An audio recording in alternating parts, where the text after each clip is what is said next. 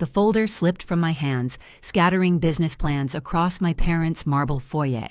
My father's words echoed off the vaulted ceiling, each syllable landing like a physical blow. "You're no longer our daughter." I watched the papers settle.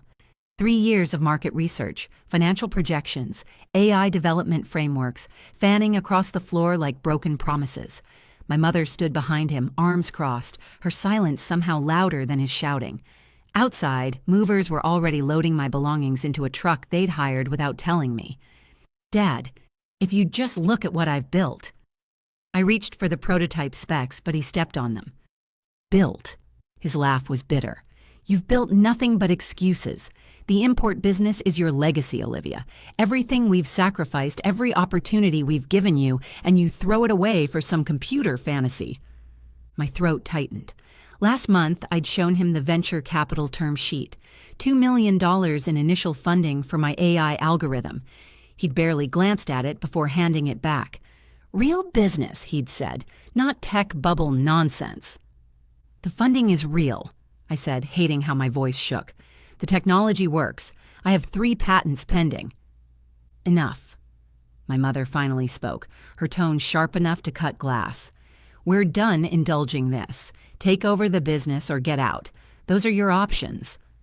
I looked at them both, these people who'd mapped my entire life before I was old enough to hold a pencil. The right schools, the right major, the right career path, all leading to this moment where I was supposed to sacrifice everything I'd worked for to save a business that had been dying for years. "I can't take over something that's already failing," I said quietly. "The import market has shifted. Your suppliers are outdated. I've tried to show you the numbers." "Don't you dare lecture us about our business." My father's face flushed red. "We know what we're doing. What do you know? You're 28 years old with your head in the clouds and no practical experience." "My name is Olivia. I'm 28, and I'm about to become invisible to my own family. This is the story of how I made them see me again." The memory of that day still burned 7 years later as I sat in my Rolls-Royce, staring at the same house. The pristine Victorian mansion I remembered looked exhausted now. Paint peeling, gutters sagging, the manicured lawn reduced to patchy weeds. My mother's desperate phone call yesterday had shattered 7 years of silence. I'd kept the same number all these years, part of me hoping they'd reach out, part of me wanting them to see I hadn't disappeared just because they'd thrown me away. "Please, Olivia," she'd sobbed. "The bank is foreclosing. We need $400,000. We have nowhere else to turn." No apology for that day. No acknowledgement of what they'd said, what they'd done. Just need. I stepped out of the car, my Louboutins clicking against cracked concrete. The door flew open before I reached it. "Olivia!" My mother's eyes widened, taking in the tailored Chanel suit, the jewelry that cost more than their mortgage. The last time she'd seen me, I was wearing jeans and a hoodie, cramming my life into garbage bags while they watched. "Hello, Mom." I kept my voice neutral. She stepped aside, hands fluttering nervously. "Your father's in the living room. We weren't expecting you so early." The house interior matched the exterior. Worn Persian rugs, dusty antique furniture. Everything looked smaller, sadder. My father sat in his leather armchair, and I watched his eyes narrow as he assessed my appearance. "You look expensive." His tone mixed confusion with suspicion. "Things change." I sat across from him. "But you know that, don't you? Things have changed for you, too." My mother perched on the sofa edge. "We're so grateful you came. The bank is foreclosing next month." $400,000, I finished. "You mentioned that. What I want to know is how you got here." My father's face darkened. The business had setbacks. The market changed. We had to take loans to keep afloat. I nodded slowly. "The import business I refused to take over, the one you said I was foolish to walk away from." "Olivia, please." My mother's voice carried that familiar managing tone. "We know we said hurtful things, but we're your parents. We need help." I studied them both. My proud father unable to meet my eyes, my mother still trying to smooth everything over as if the past 7 years could be erased with please and thank you. "Show me everything," I said. "The loans, the business records, all of it. If I'm going to help, I need to know exactly what we're dealing with. My father started to protest, but Mom quickly gathered documents from a drawer. As I reviewed them, the full picture emerged. The business hadn't just failed, it had been hemorrhaging money for years, probably even before they'd tried to force me into it. Multiple mortgages on the house, high-interest loans, vendor debts. "You're not just in trouble with the house," I said, looking up. "The business is completely underwater. You need a lot more than $400,000 to fix this." "We just need to save the house," Mom said quickly. "The business, we can figure that out later." I set the papers down. "Why did you really call me? After 7 years of complete silence, why now?" My father shifted uncomfortably. "We heard about you from Mrs. Park. She saw an article about neurodynamics in Forbes with your photo. She mentioned it to your mother at the grocery store. We looked you up online after that. Saw what you'd built. We thought maybe you'd be willing to help." "You thought I might have money to bail you out," I finished. "But you didn't bother to actually reach out until you needed something, did you?" "We were angry," Mom admitted softly. "When you left, when you rejected everything we'd planned, it felt like betrayal. We were too proud to reach out." I stood, walking to the window. The garden where I'd spent countless childhood hours was overgrown, my mother's prize roses choked by weeds. "Do you know what neurodynamics is?" I asked without turning. "Some sort of computer company?" my father ventured. I couldn't help laughing. "Some sort of computer company. Yes, that's one way to put it." I turned to face them. "Neurodynamics is one of the fastest-growing AI companies in the world. Our technology is revolutionizing healthcare, climate science, autonomous systems, and I founded it." The silence felt heavy enough to crush bones. "That's impossible," my father finally stammered. "You never had that kind of business experience." "I had something better. Vision." I moved back to my chair. "I saw where technology was going while you were clinging to an outdated business model. The daughter you called a disappointment built something worth $4 billion. My mother's hand flew to her mouth. "Billion," I repeated, "with a B, which is why your $400,000 request is actually quite modest. The question is, what are you really asking for? Money or something else?" They looked at each other, decades of shared history passing between them. My father's shoulders slumped, and for the first time in my life, I saw tears in his eyes. "We were wrong," he said, voice rough. "About everything. The business, your choices, you. We were so convinced we knew what was best that we couldn't see what you were capable of." I felt my own eyes sting but kept my voice steady. "And now that you know I have money, that I'm successful by any measure, is that why you want to reconnect?" "No," Mom cried. "Olivia, please. The money, yes, we need help. But seeing you today, realizing what you've achieved, we're proud of you. We should have been proud all along." I let those words settle. Pride. After 7 years of silence, after throwing me out, after telling me I was throwing away my life, now they were proud. "Here's what's going to happen," I said, voice calm but firm. "I'm going to help you, but not just with money. This is about rebuilding everything, including our relationship, and it happens on my terms." My father started to speak, but I raised my hand. "Let me finish. First, my team will do a complete financial audit, everything. No secrets, no hidden debts. I need to know exactly what we're dealing with." "Your team?" Mom asked softly. "Yes, Mom. I have a team of financial advisors who manage my assets. They'll handle this professionally." I pulled out my phone, texted my CFO, Sarah. She replied within seconds, confirming she'd start immediately. "Second," I continued, "we're going to talk, really talk, about everything that happened, everything that was said. No more sweeping things under the rug." My parents exchanged nervous glances. The Martinez family, as my father proudly used to call us, had never been good at emotional honesty.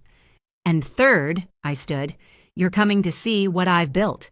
Tomorrow, I'm taking you to neurodynamics. It's time you understood exactly what your daughter has achieved."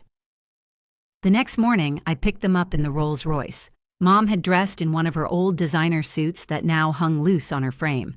Dad looked uncomfortable in a tie that had seen better days. As we drove toward the gleaming Tech District towers, Mom kept glancing at me. "What is it?" I finally asked. "You seem so different, confident, in control." I smiled slightly. "I always was, Mom. You just never saw it because it didn't fit your image of who I should be." We pulled into the private garage beneath Neurodynamics, 40 stories of glass and steel housing over 3,000 employees. My parents' eyes widened at the fingerprint scanner in the private elevator. "Security is tight," I explained. "What we develop here is worth billions." The elevator opened directly into my executive suite. Floor-to-ceiling windows offered a panoramic city view. Multiple screens displayed real-time data from our global operations. "This is impressive," my father said, turning slowly. Sarah was waiting, tablet in hand. "Ms. Martinez, I have the preliminary audit results." I nodded. "What's the damage?" She glanced at my parents. "Total outstanding debt is approximately $2.3 million. House mortgages, business loans, various credit lines, most high interest and overdue." I heard Mom's sharp intake of breath. "Options?" I asked. "We can clear it all immediately, or structure a payment plan if you prefer they handle it gradually." My father's face had gone gray. $2.3 million. Olivia, we had no idea it had gotten so bad." "You didn't want to know," I corrected, "just like you didn't want to know what I was doing with my life." I turned to Sarah. "Set up a payment plan. I'll cover it all, but structure it properly. And I want the business officially closed. No more throwing good money after bad." After Sarah left, I led them into my private conference room. The walls were covered with awards, press coverage, articles about neurodynamics innovations and impact. "This is what you walked away from," Mom said, reading a headline. "No," I corrected. "This is what I walked toward. You saw it as walking away because you couldn't imagine anything beyond what you'd planned for me." I sat at the conference table, gesturing for them to join. "Do you know why I succeeded? Because when you cut me off, when you took away everything I was supposed to depend on, you accidentally gave me the greatest gift: freedom. Freedom to fail, to try, to build something without the weight of your expectations." My father's hands trembled as he clasped them on the table. "We thought we were doing what was best, protecting you. The family business was supposed to be your security." "But it was never what I wanted," I said softly. "And you never asked. You just assumed your dreams should be my dreams." "And look what your dreams built," Mom said, gesturing at the room. "While we were clinging to the past, you were creating the future." We spent hours talking, really talking, for the first time in years. They told me about their struggles as the business declined, their fear of losing everything, their regret over pushing me away. I told them about the early neurodynamics days, the risks I took, the nights I worked until dawn believing in my vision. "There's something else you should know," I said finally. "I'm not just successful. The company is worth $4 billion, but my personal net worth is over $470 million. Mom's hand flew to her mouth. Dad seemed to age 10 years, the full weight of their rejection finally hitting him. "All this time," he whispered, "while we were drowning in debt, too proud to admit our mistakes, too proud to reach out." "To your daughter," I finished. "Yes." I pulled out a folder. "This is my proposal. I'll clear all your debts through a structured payment plan. The house will be put in a trust. You can live there for the rest of your lives, but it will eventually become a foundation to help young entrepreneurs. The family business will be closed properly, with all employees receiving generous severance packages." They nodded, understanding this wasn't negotiable. "But this isn't just about money," I continued. "I want us to try being a real family, not the one you tried to force me into, but something new, something honest. That means therapy, both individual and family sessions, regular dinners, real conversations, genuine efforts to understand each other." "You don't owe us any of this," Mom said quietly, "after how we treated you." "No, I don't," I agreed. "But I'm not doing it out of obligation. I'm doing it because despite everything, you're my parents. And maybe it's time we all learned how to be a family without expectations or conditions." Dad reached across the table and took my hand, the first time he'd touched me in 7 years. "Thank you," he said, voice rough with emotion. "Not for the money, for giving us a chance to make things right. Over the next 6 months, we began the slow process of rebuilding. Therapy sessions were difficult. Years of resentment don't disappear overnight. But gradually, we started understanding each other. My parents moved into their renovated house, now maintained by the trust. Mom started volunteering at a youth center, mentoring girls interested in technology. Dad, free from the failing business, discovered a passion for teaching business classes at the community college. One evening, about 6 months after that first reunion, we sat in their garden. I'd had it restored to its former glory, Mom's beloved roses blooming again. "Do you remember," Mom said, sipping tea, "how you used to sit out here with your laptop, working on what you called your projects? We thought you were just playing games, avoiding real work." I smiled. Those projects were the early versions of the AI algorithms that became neurodynamics core technology. "We were so blind," Dad added, "so caught up in our own vision of success that we couldn't see you were already successful, just in a way we didn't understand." "The past is the past," I said, watching the sunset paint the sky in shades of pink and gold.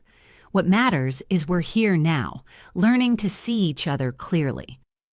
My phone buzzed, a message from my team about a breakthrough in our latest project. Looking at it, then at my parents, I felt something complete inside me. I'd succeeded not just in business, but in something far more challenging: forgiving, growing, and building a new relationship with my family. "I have exciting news," I said, putting my phone away. "Neurodynamics is launching a foundation to support young entrepreneurs from underprivileged backgrounds. We're calling it the Martinez Innovation Fund." My parents' eyes widened. "You're using our name?" Dad asked. "Yes," I replied, "because despite everything, you taught me something valuable, the importance of legacy, just not in the way you planned." Mom wiped away tears as Dad squeezed her hand. We sat there in the garden, watching day fade into night. 3 people who'd lost their way, finding a new path forward together. Sometimes the greatest success isn't measured in dollars or achievements, but in the ability to transform pain into purpose, resentment into reconciliation, and broken relationships into something stronger than before. As I drove home that night, I thought about the long journey that brought us here. From the daughter they rejected to the businesswoman who could save them, from a family broken by pride to one slowly healing through honesty and effort. The Martinez Innovation Fund launched 3 months later, and seeing my parents at the opening gala, proud of what we'd built together, felt like closing a circle that had been broken for far too long. My phone buzzed with a text from Mom. "Thank you for not giving up on us. We love you." I smiled, thinking how far we'd all come. Sometimes the hardest part of success isn't achieving it. It's learning how to share it with the people who once doubted you could succeed at all. Before you go, here's a quick bonus for sticking around. If you love learning and growing like I do, you need to try audiobooks. I've got an exclusive deal with Audible. Your first month is completely free.